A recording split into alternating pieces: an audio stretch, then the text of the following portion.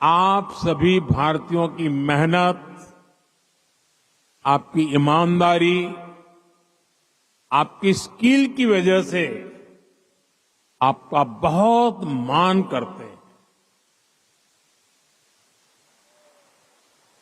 आज भारत रेमिटेंस के मामले में दुनिया में सबसे आगे है,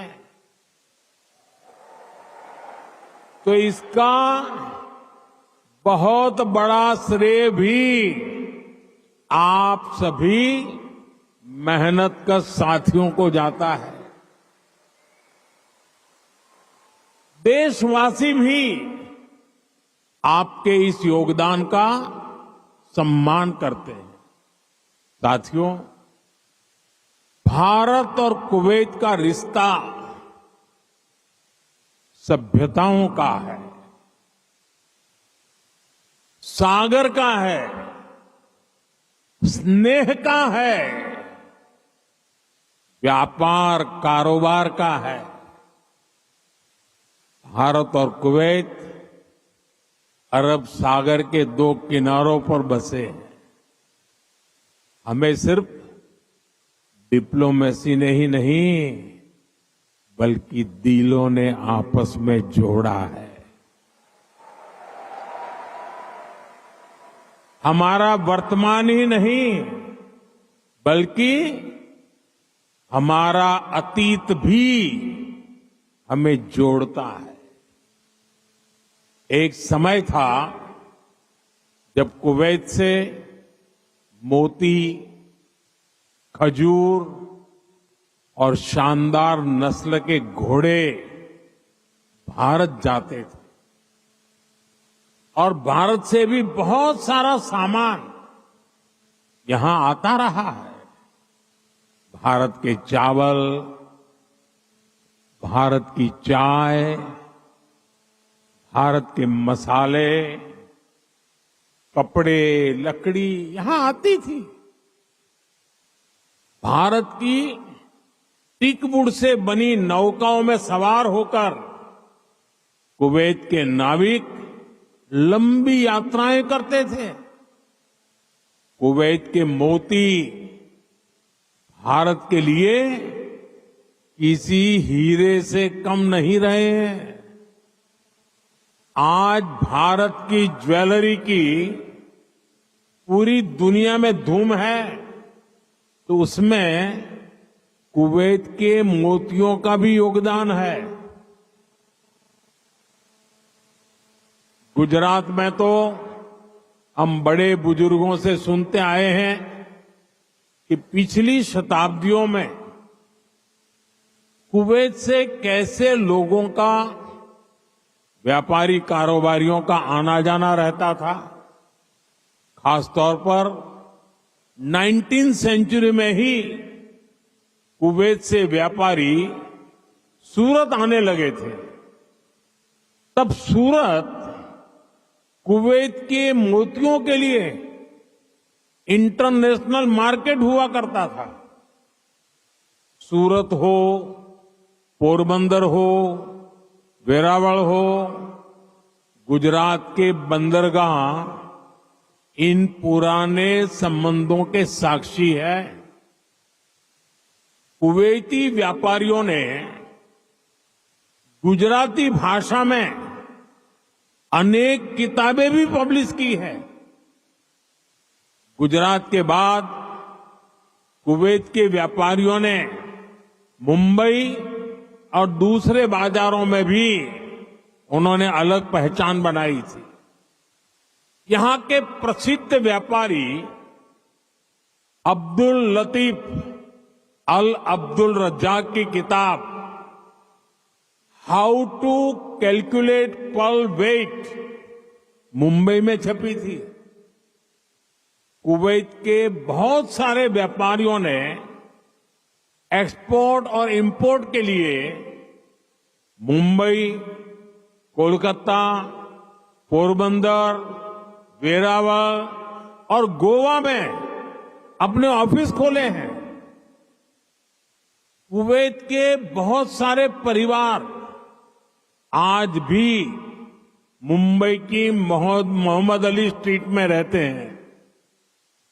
बहुत सारे लोगों को ये जानकर हैरानी होगी, 60-65 साल पहले कुवैत में भारतीय रुपए वैसे ही चलते थे जैसे भारत में चलते हैं।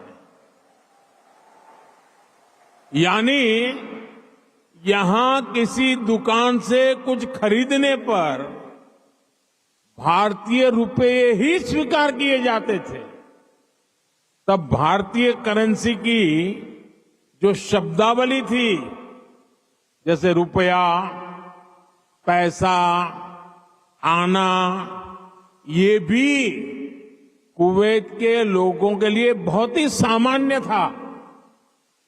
साथियों, भारत दुनिया के उन पहले देशों में से एक है जिसने कुवैत की स्वतंत्रता के बाद उसे मान्यता दी थी। और इसलिए जिस देश से, जिस समाज से इतनी सारी यादें जुड़ी हैं, जिससे हमारा वर्तमान जुड़ा है, वहां आना मेरे लिए बहुत यादगार है। मैं कुवैत के लोगों का, यहां की सरकार का बहुत आभारी हूं। मैं हिज हाइनेस द अमीर का उनके इनविटेशन के लिए विशेष रूप से धन्यवाद देता हूं। साथियों, अतीत में कल्चर और कॉमर्स ने जो रिश्ता बनाया था, वो आज नई सदी में नई बुलंदी की तरफ आगे बढ़ रहा है। आज कुवैत भारत का बहुत अहम एनर्जी और ट्रेड पार्टनर है।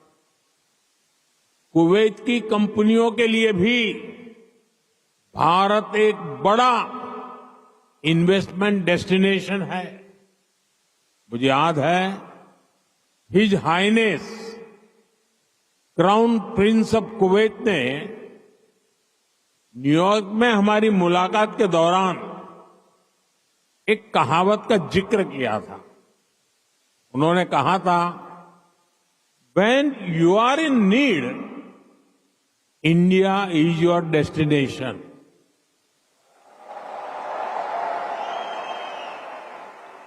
भारत और कुवैत के नागरिकों ने दुख के समय में, संकट काल में भी एक दूसरे की हमेशा मदद की है। कोरोना महामारी के दौरान दोनों देशों ने हर स्तर पर एक दूसरे की मदद की। जब भारत को सबसे ज्यादा जरूरत पड़ी तो कुवैत ने हिंदुस्तान को लिक्विड ऑक्सीजन की सप्लाई दी।